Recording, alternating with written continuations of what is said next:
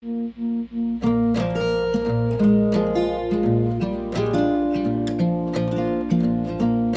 guys, Bridgette Mayer is here on the podcast today. If you are not in the visual art scene, then she might not be on your radar. That is until today, and I'm happy to break that bubble. To say that Bridgette had a rough early childhood is an extreme understatement. She is a product of the New Jersey foster care system and has some seriously horrifying stories to share about what that was like. Unfortunately for her and for us, she was adopted by a wonderful family who helped her to completely change the way her life has unfolded. And now you'll find her as a completely successful gallery owner and art consultant in today's visual art industry. It's just really fantastic. So in today's episode, she and I talk about the role fear has played in her success. It's actually a tool that she mentions. We'll talk about the importance of our decisions and our attitude. She tells us a little bit about why her industry frustrated her when she first started and how she has strived to create a new version of it for herself and for the artists that she represents. And today, we also get to talk about the myth and the reality of the starving artist and how our mindset and asking the right questions play a role in how we can begin to do things uniquely. And if you're an artist, visual, musical, or otherwise, you'll also definitely want to listen towards the end when she and I talk about the big beast of self-promotion and how we can overcome our social anxiety. Okay, let's jump on in.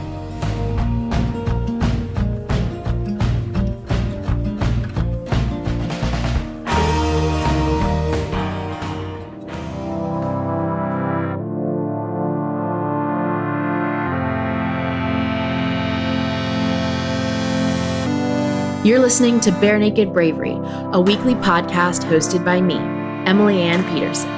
As a singer-songwriter, author, teaching artist, and creative entrepreneur, I encounter some really fascinating stories. I'm on a mission to reveal the depth and width of bravery and its benefits to creatives like yourself. More than ever today, our world needs bravery, unique bravery, from everyone. This is the place where you find it. There is no script or censorship today because that's how these facets of bare naked bravery are in real life. So if you're listening with little ears nearby, please know that some episodes may contain mature language and subject matter.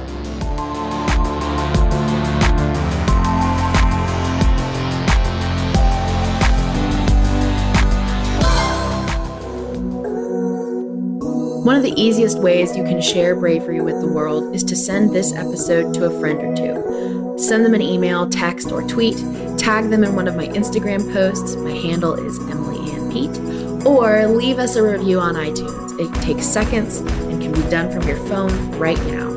Again, we need more bravery in the world. So let's be brave together. Okay, so... Just don't tell anyone I did this naked. That was my next question, was like, are you ready to get naked? Yes. Awesome. Okay. So, Bridgette, I am really stoked to have you here. I spent last week reading your book. Oh, great. It was really great. I was glad I got my hands on it before you and I talked because not only is it a beautiful cover, I would expect nothing less from you. Thank you. It also touches on some really intense subjects. And I would like you to introduce some of them to us, specifically a little bit of your childhood. Sure. How did your childhood or your experiences in the foster care system bring you to where you are today? Yeah, that's a great question. I tell the story of my life in my book, and I go into great depth, and my goal was to pick stories that were really pivotal in my life to share with people in creative industries or even women that just are looking to find a way in the world, make more money, find their place, find their passion. So my life starts out where I was born in a tenement in Jersey City, New Jersey, and we lived in a very poor part of the city. It's very surreal to me with where my life is now completely different. I mean, I would hear gunshots outside the window. We didn't have any food. My mom she had a drug and alcohol addiction, multiple addictions. She would disappear for sometimes a week, sometimes 10 days. We didn't even know. Time would just pass and we would be left alone with no food. We didn't have cups or plates. So literally I'd tell a story of having to drink out of the toilet bowl to get water. We would have to climb down the tenement building, scale the fire escape to go trash pick and get food out of the trash or beg for food.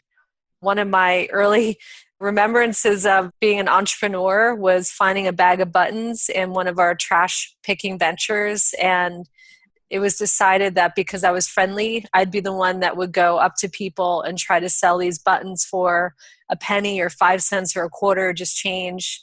I was knocking on doors doing that. And so we then took the money that we made from selling those buttons to go get food. And so my life was really about survival at that point.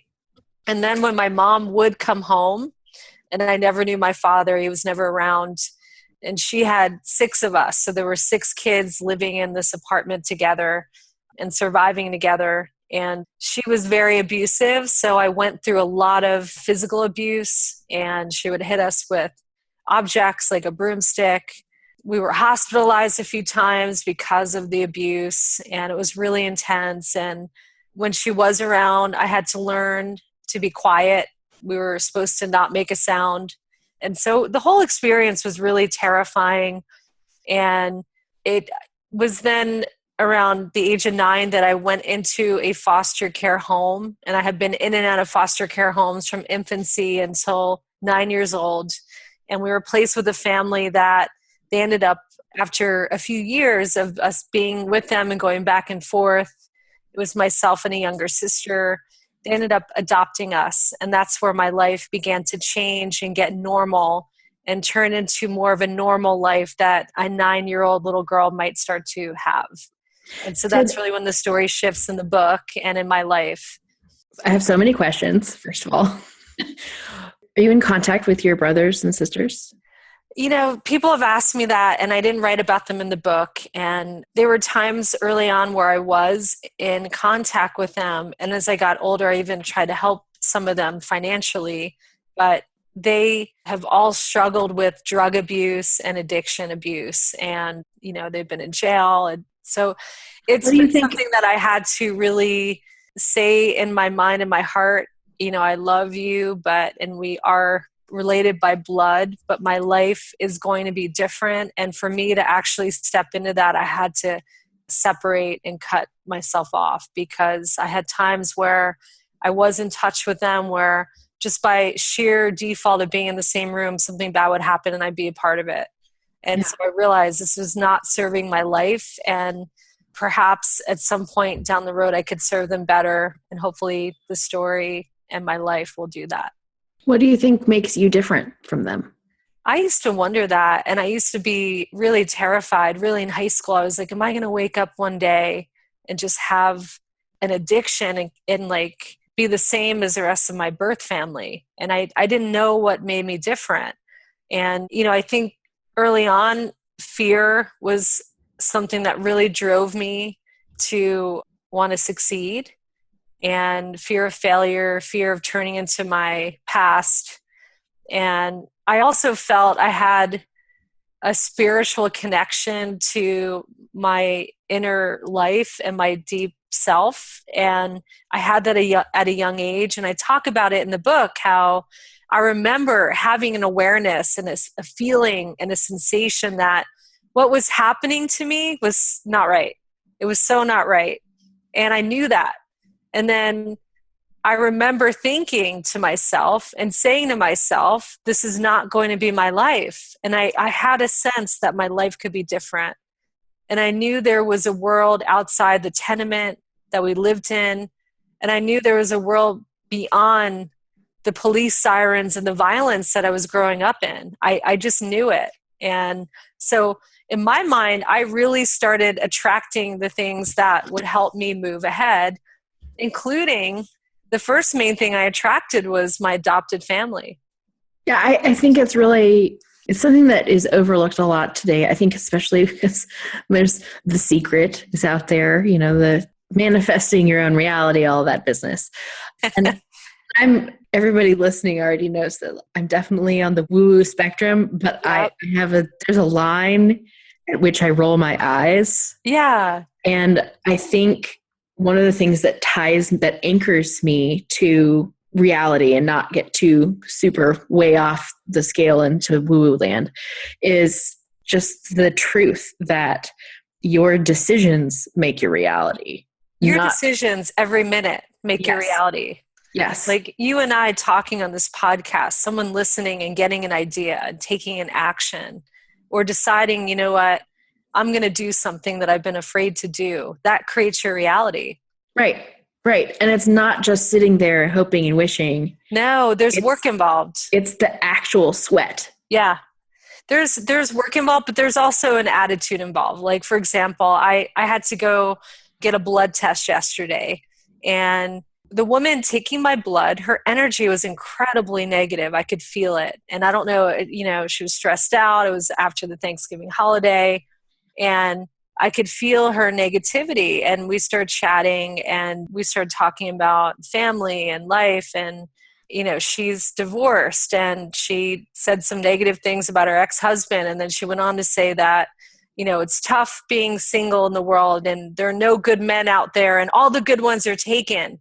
And I thought to myself, wow, you're saying that out loud and declaring not only to yourself internally in your subconscious and your conscious mind, but to outside of yourself, that there's no good man for you. Like they're all gone. So I'm like, well, what is she going to get? That's what she's going to get, because your mind wants to fulfill and give you exactly what you're thinking. Yeah. And your internal dialogue really does set you up for those decisions that make your reality. Yeah. Yes. And quite honestly, your internal landscape is a decision in and of itself. It is. Exactly. Right. Okay, so let's go back to Tenement. So one of my favorite, the book opens up with the story of you using your mom's makeup on the walls. Yeah. And how that was just this terrifying and freeing experience of finally expressing yourself. Yeah. Yeah, it was the ultimate act of badness in my world at that time. But it was also the ultimate act of beauty, because you were surrounded by filth. Oh, yeah. The walls were brown. They were dirty, dirty brown. These white walls were filthy. I mean, we had one mattress on the floor for 6 kids, just to give you the picture. Barely any lights. And so finding a bag of makeup in the bathroom was like, whoa, what is this? What are these colors? What is this material and substance? And this is the part of me that I've always had within me.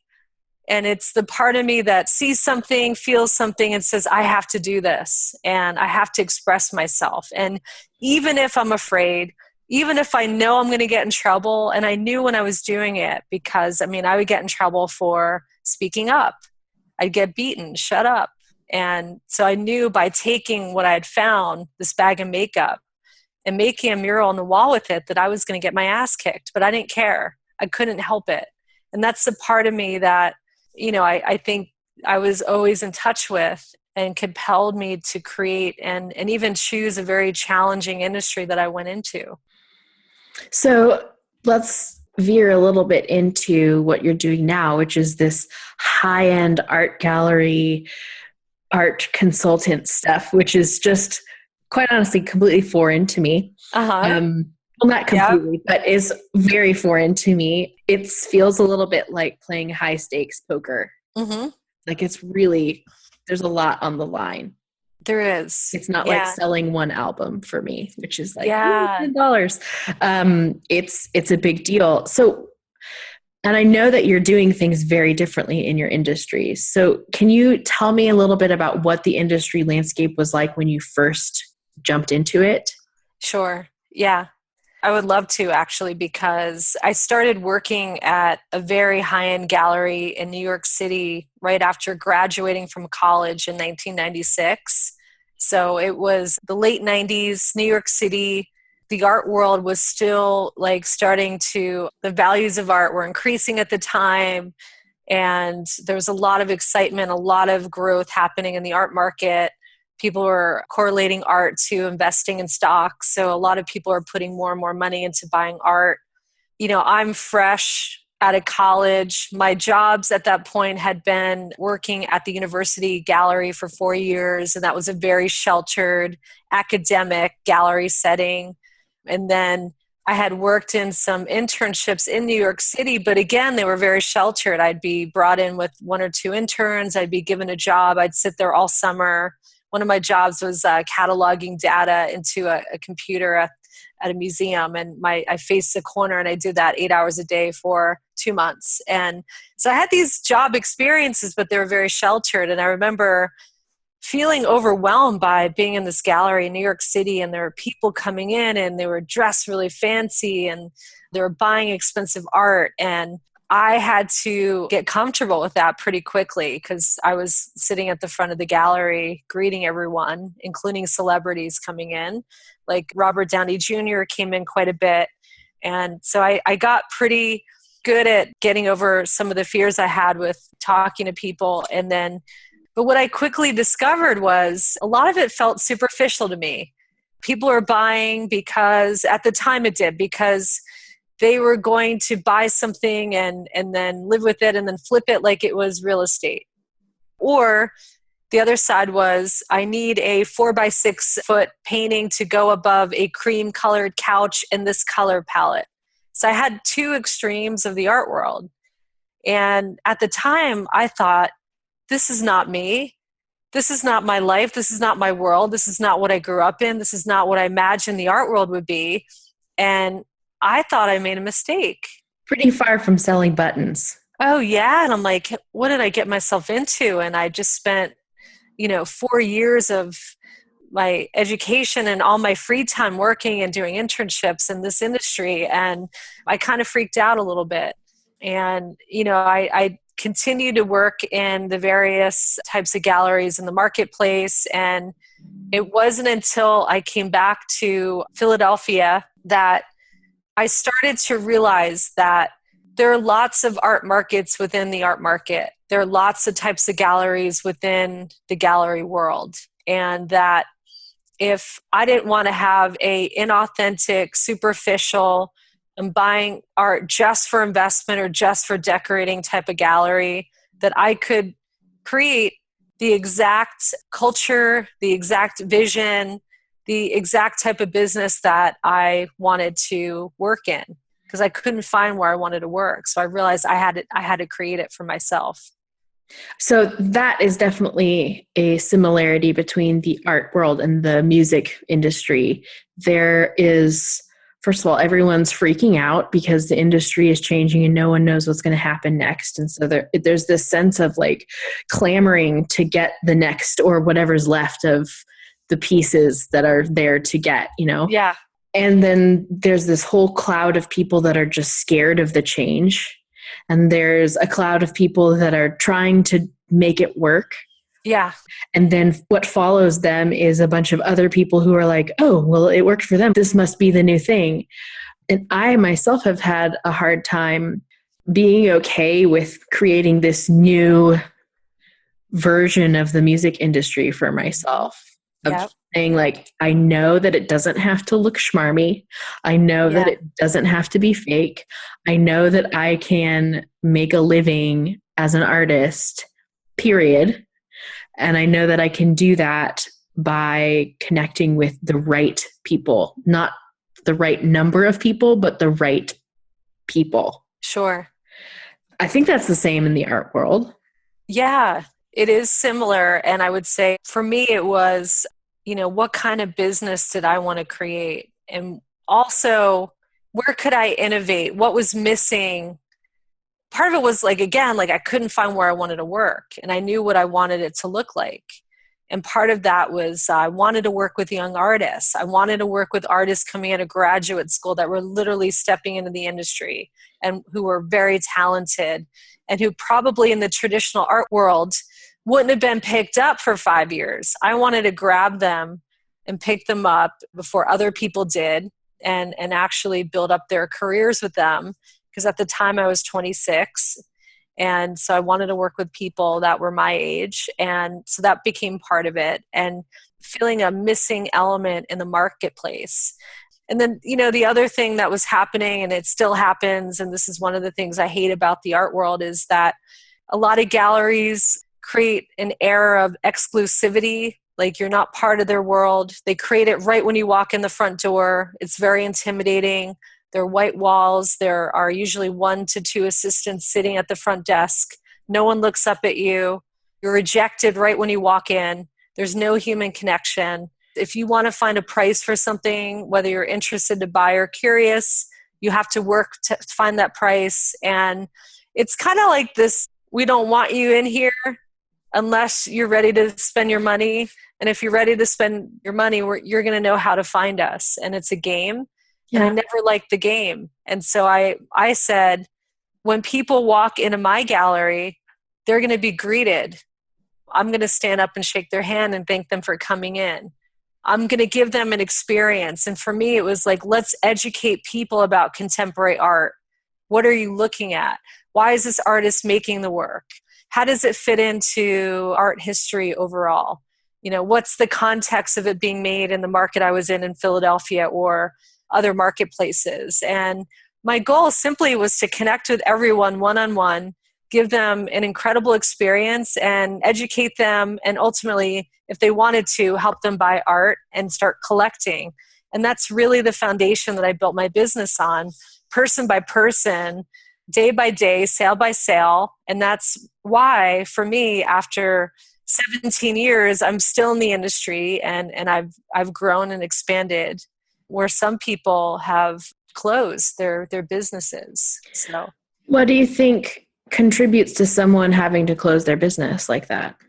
The other side of the art world is that there's a lot of hobbyists in the industry, and to many people on the outside, a gallery looks pretty, it looks fun, it looks like, oh, wouldn't that be a great job to have? I'm gonna open a gallery. I like art. People tell me I'm creative, or I have a good eye for art, and there are people that have opened galleries that have never, ever worked in the industry, that don't know anything about it, that don't know how to run a business. And it's kind of a flight of fancy idea that it'd be fun to hang art on the walls and have people come look at it. And I think it looks very easy to some people.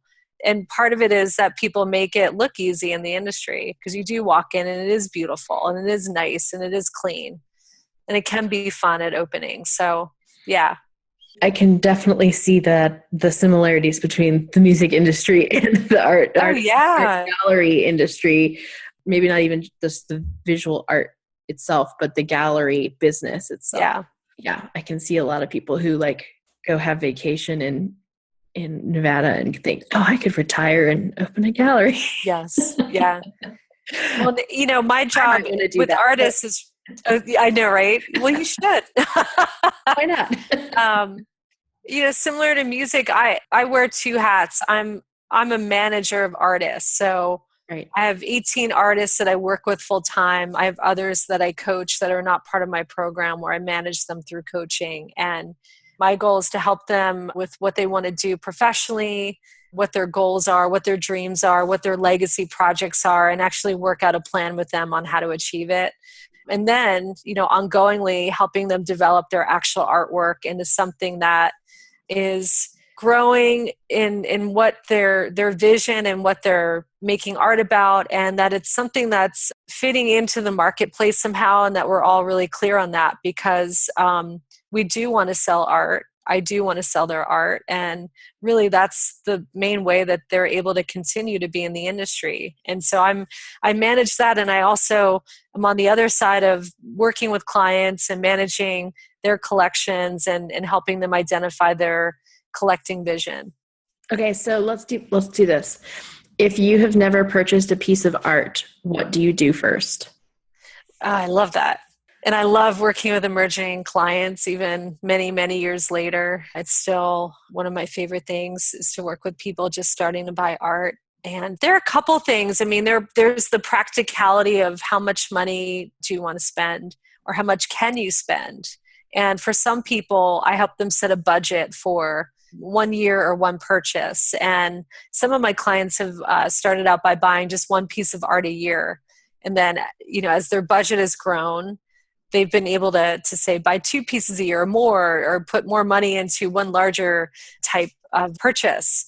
And so it usually starts around finance and budgets. And then really it's helping them explore what they respond to and what they like. And there's so much to look at in the art world. So some of my clients, I have a particular program where most of it's abstract art. And most of the artists I carry are very process-driven abstract painters. I have photography and sculpture, but painting and abstract painting is what I'm known for. And so if you're looking for landscape or figurative work, you're probably not going to come. And you already know that I'm not doing that because you've looked at my website. So there's usually something people have seen that has drawn them to come in to look at my program. Side note, your Instagram is drool worthy. Oh, thank you. Yeah. Thanks. Yeah. You guys should definitely check it out because all right, cool. It's really cool. Thanks for saying that. So we'll start identifying what they like, and I just start educating people with what's possible and what's available to them. And then we get into selecting works that they like. And it is interesting because I'm operating in Philadelphia. And when I started, it was before the condo boom that's happened recently, where now people have huge spaces with big walls. But Philadelphia traditionally has row homes. And I discovered pretty quickly that the walls are not that big. So size and the size of what could fit through a front door and on a wall became really important, initially. So there were the practicalities of how big of a piece someone could put on a wall or actually afford. So those are some of the starting things. And it's almost like dating. Like there's so many options out there, and you just start narrowing down, and I'm advising them what they like and what is a match for them. And then the ultimate match is the right piece of art for the right budget in the right size for some people. And that's typically a home run.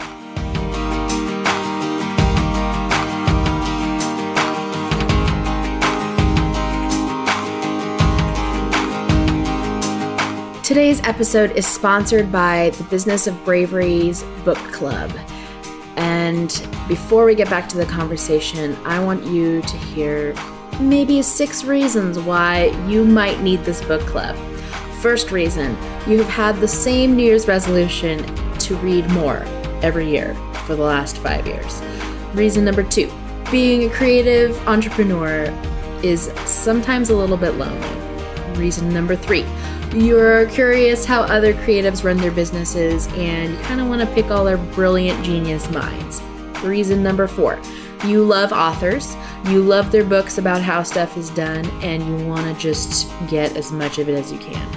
Reason number 5, you love the Bare Naked Bravery podcast and you want as much of it as you can get as fast as you can get it. Reason number 6, you have had a few too many business or life emergencies last year and you wish you would have had a trusted group of fellow experts to help brainstorm.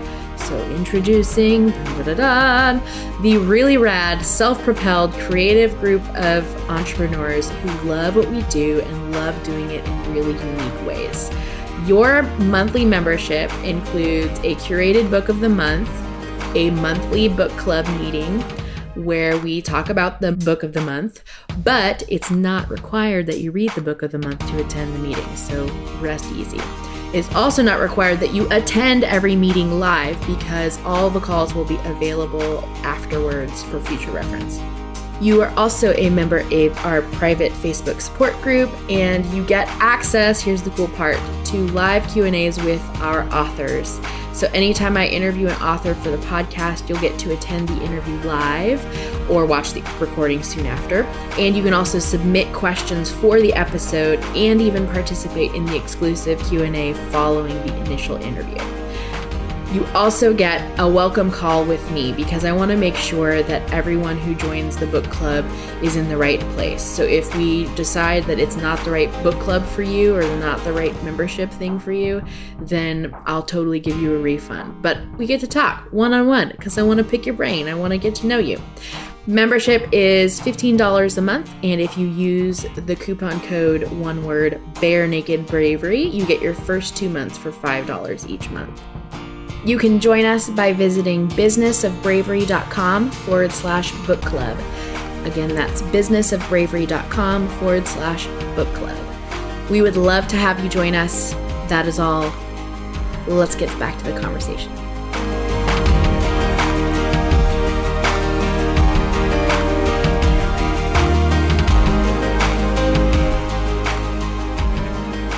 Okay, so now let's veer over into the artist side.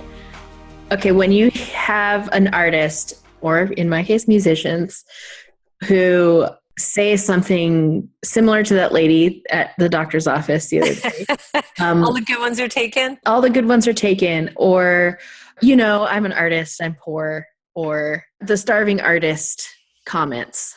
Yeah, drives me crazy. Good, I'm glad. It drives me crazy when I do it. Yeah.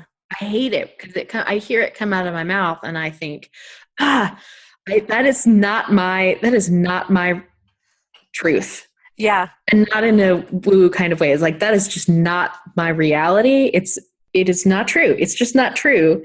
Yet our society tells us all the time, starving artists starve. Why do you think that's the case? And then what do you do when you hear those comments? Sure. Well, my family, they were adamant that I not go into the arts for that very reason. My dad was in business, my brothers were in business, and they knew that was a sure bet. You had a 401k plan or a pension, you had a salary, and you were set.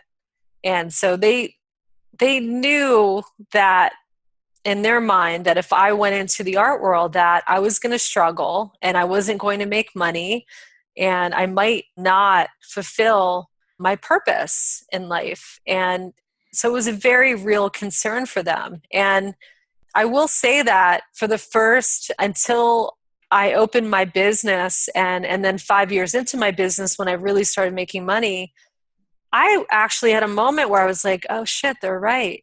They were right. I'm going to starve. I was getting paid less than $10 an hour with a great college degree and great educational experience. And I wasn't making any money. And so I had to keep cobbling together jobs and opportunities. So it's passed down. It's in our culture and it's certainly predominant in the art world. And so it's part myth, part reality, because I certainly know a lot of artists out there that are very talented that aren't doing well. But then to me, that's where mindset comes in.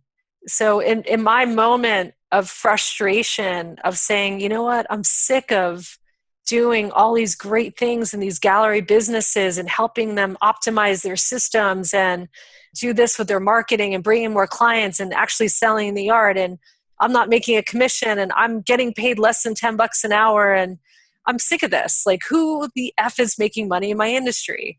And that's the moment where it shifted for me. I asked the right question. And it's the first time I actually pondered who is making money in the art world and how are they doing it?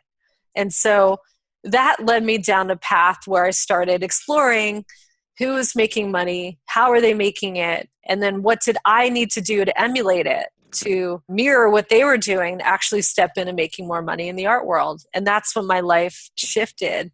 That's when I decided, actually, part of my frustration is because I'm acting like a business owner. I'm not acting like an employee where I show up, I clock in, I do my thing, and I leave. I was really engaging on a deep level where I was working. And so by asking the questions and stepping into it, that's how I started to shift my thinking around what was possible.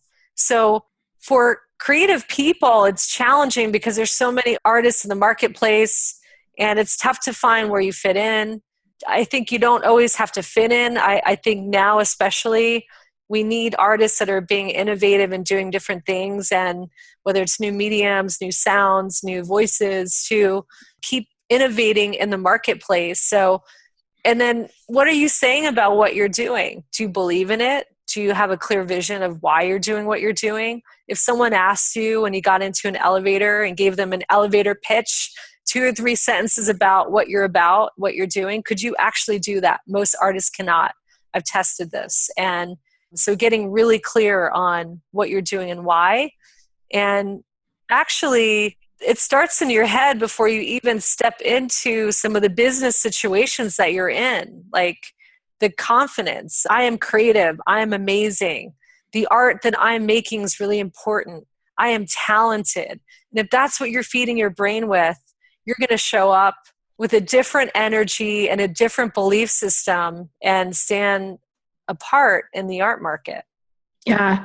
So I think a lot of that starving artist mentality comes from a belief that you don't think you're worth it. Yeah. Which having that internal belief about yourself certainly doesn't help your ability or your confidence level to self-promote. Yep. How do you bust through that? I'm sure you encounter this with your own clients to some degree. I had to do this in my own life because I grew up poor, poverty. I went into adopted middle-class family. I was the weird adopted person coming in that didn't know how to read. And I had to keep finding my place in the world and finding my confidence. And so I had to do a lot of work around affirmations and the things that I was saying to myself, whether I didn't believe it at the time. You know, I was making statements around wealth and money that weren't true, but I knew by programming myself subconsciously that I would start to attract that. It's almost like raising your internal standard of excellence. Yeah. Yeah. I mean, hopefully not letting anyone push you around about what you're making, and certainly not letting your own mind cancel out for you that you're not talented and that your art sucks, because what is that going to do for you? And if you know deep down inside that you're talented, you're creative, what you're doing is great, then I feel like it's your own personal responsibility to tell yourself that, remind yourself that constantly, and build up your own confidence. And most of us are struggling. Most creative people are sensitive. They do have belief systems that don't serve them, but you can rewrite your own script. Yeah. I think both of us are proof of that. Yeah, exactly. Yeah, it's true.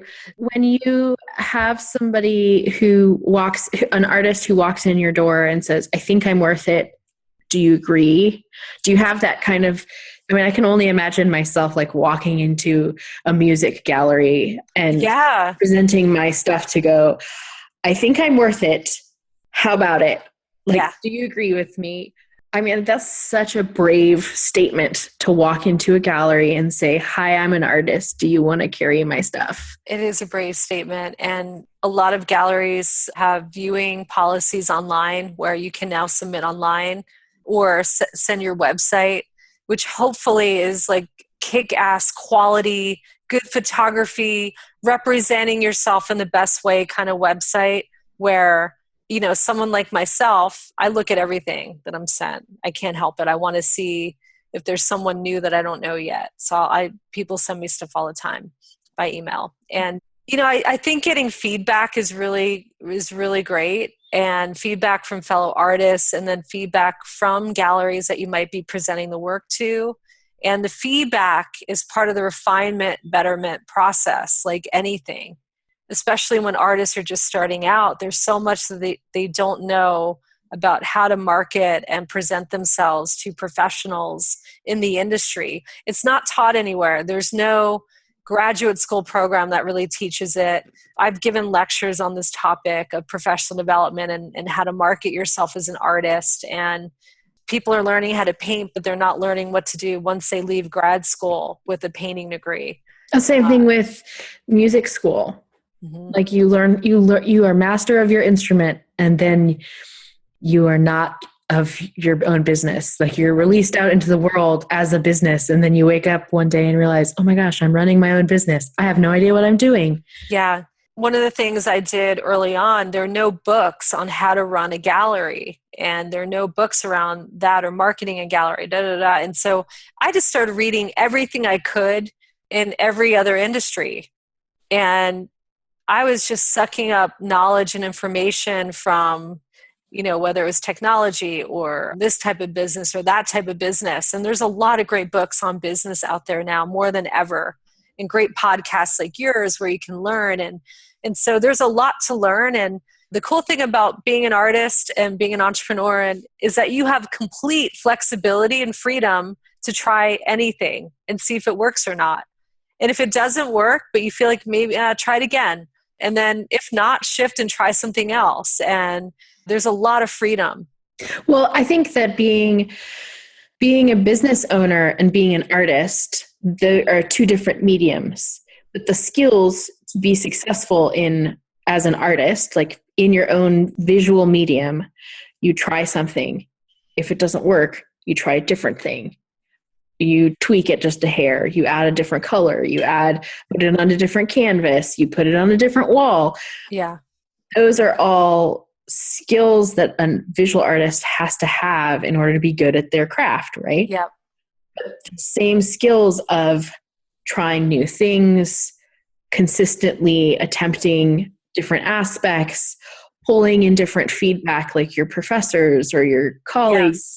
Yes. Yeah. It's the same stuff. It is. Yeah. Just a different medium. Yep. It's the medium of business, not the medium of acrylics. Yeah. And I think more artists need to take on that. In our culture right now, being a creative person, being an artist, and being a business person are accepted. You don't have to be the bohemian artist that you had to be in the 80s where you were sleeping on the streets to make you a better artist. Now people accept that.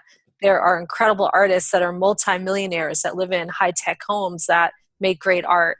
And so these people have put on the hat that, not only are they creative, but they are a CEO of their own business, that as an artist, they are a business person. They're the president of their company. And I think if artists started showing up and acting like they're the CEO of their own company, they would start doing things a lot differently.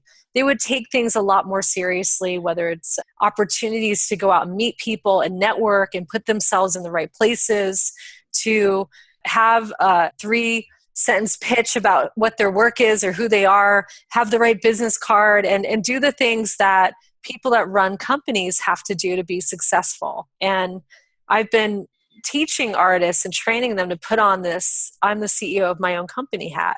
Right? It's crucial. It is. Yeah. Because otherwise then you're an employee or a victim of your own business. Yeah. Or a janitor cleaning your studio. Oh my gosh. Yeah. I mean, I think that in this day and age, there's no excuse. There's so much knowledge on the internet right now that we've never had before. And not, I get, you're in Seattle and I'm in Philadelphia. I'm also in California, but people get sucked into their little freaking marketplace. And I'm like, forget about Seattle, forget about Philadelphia. There's Europe, there's the West Coast, there's the East Coast. Like, it's a very big world out there right now. And it's if I could give you a standing ovation without bothering the microphone right now. Yeah. It's true. We get really caught up in our local venues or our local galleries or our local things, and local business is very important. It is. But we are in a global economy right now, whether you like it or not. Yeah. And sometimes this is what I've seen as one of the Philadelphia syndromes, is that sometimes you have to leave your marketplace and get famous outside of your marketplace to come back and be applauded by your marketplace. And don't get stuck. Don't use the marketplace you're in as an excuse. The same as that woman saying all the good ones are taken. Maybe you need to go to another state. Like how far are you willing to go to be successful? One of my musician friends says that Seattle's a lot like an ex-boyfriend. He's only interested when you leave and come back with another guy. Yeah. I didn't think about it like that, but that's exactly what I'm saying. Like, I've helped artists have other shows in other places and residencies. And then all of a sudden people in Philadelphia are like, oh, Okay, well, I'm going to buy that artist. Oh, wow, that's really important. And it's building up other support networks and other accolades. And there's always an avenue for whatever particular art you're making. It's true. Okay, so for our last question, if you had to give one piece of advice for an artist who was struggling to promote themselves, what would you do? What piece of advice would you give them? Why are they struggling to promote themselves? Can you be any more specific? Sure. Let's out of the hat. Give me a case study. Out of the hat. Out of the hat. Let's social anxiety. Yeah, that's a big one. And I suffered from that for many years. And I realized that if I didn't get over it, it was going to hamper my career and derail me completely. So I actually joined a Toastmaster class and just took on my fear of public speaking. And I've actually recommended that to a few artists who have joined Toastmaster groups. They're all over the US. It's an amazing program. But social anxiety is a big one. And it's interesting now because some artists that you don't even have to leave your home anymore to be an artist. Like you can sell your art online. You can market it yourself and promote yourself online or through email and Instagram and social media without even having conversations. I know artists that sell art online. They've never met some of their people that have bought it. So just know that if you have an extreme case of social anxiety, you can still be incredibly successful in our current economy through online ventures. But I think that people are sensitive when other people are uncomfortable. And what I realize is that people were generous with me. They were patient, they were understanding, they were helpful when I was talking about art and artists. And if you're an artist talking about your own work, people will listen and be respectful. And by practicing it more and more, you're going to feel better and get more confident. It's kind of like if you were to go to if you've never lifted before and you went into the gym and someone threw you two 20-pound dumbbells and said, get on a bench and give me 20, you might be stuck and you might push through and you might be like, this sucks. This is uncomfortable. I hate this. I don't want to do it. But if you did that, over a 4-week period, you would get stronger and better and it would be a lot easier. So it's the same. It's just like practicing. Even if you write out a script and practice in your studio or to a friend and then go out and practice it in the real world, you're just going to get better at it. Right. It's a skill to build. I worked with people, I had a lot of anxiety. My heart would beat so fast I thought I was going to pass out. So I started working with someone that taught the Alexander technique, and it's a technique around breathing and relaxing. And so I learned that to help me. I joined a speaking group to help me. And then every time I was asked to do something, I said yes. So I made a commitment, and I talk about this in my book, and it's a pretty amazing story. I decided in another moment of frustration where I said no to a speaking event, and I was sitting at my desk crying, and I was like, I'm going to mess up my career because I keep saying no. And if I don't develop the speaking, I'm not going to develop that I'm an expert in this thing that I love doing. So I just committed to the next 10 things that people ask me to do. I'm going to say yes. Literally the next day I got a call from CNN. I'm not joking, to come on Anderson Cooper. And I thought it was a prank call, and I almost hung up the phone. And I had committed to myself to say yes. And I have a lot of integrity. When I say I'm going to do something, I do it. And so I realized I'm going to have to do this. And so within 2 weeks, I had to get ready. So it was like a crash course on relaxing, breathing, practicing speaking. And so I just did it. And I started reading a lot of books around it too. And that really helped me. That's great. A lot of people, since reading my book, have told me that they also have a fear of speaking in public. And I think it's something that is really challenging for a lot of creative people, because we're often sensitive and we're working by ourselves. And then when we have to go into that scenario, it's really awkward. But most people feel it. And I realized that I wasn't the only one. I wasn't alone. I owed it to myself to work on it. So I would say just keep working on it. And it gets easier the more you do it.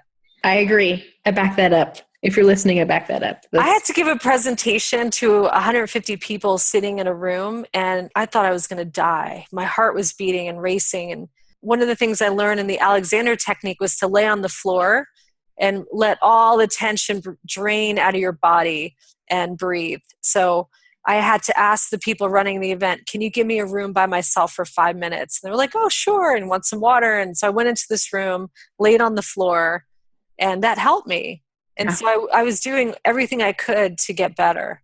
Yeah. I think that if you think of social anxiety as like muscles that have atrophied, it's just now it's your responsibility to build that muscle back up. And you're right, it is going to suck, but it really does get better. Yeah. The more you practice it. So true. Yeah. Well, thank you, Bridgette, for joining us. Thank you for having me, Emily. I love what you're doing and what you're giving to creative people and your audiences. It's pretty amazing. Oh, same here. Right back at you. For some reason, I was intrigued by Bridgette's encouragement to seek out feedback. So your brave takeaway from today's episode is to take some serious steps towards creating and receiving a new kind of feedback for yourself.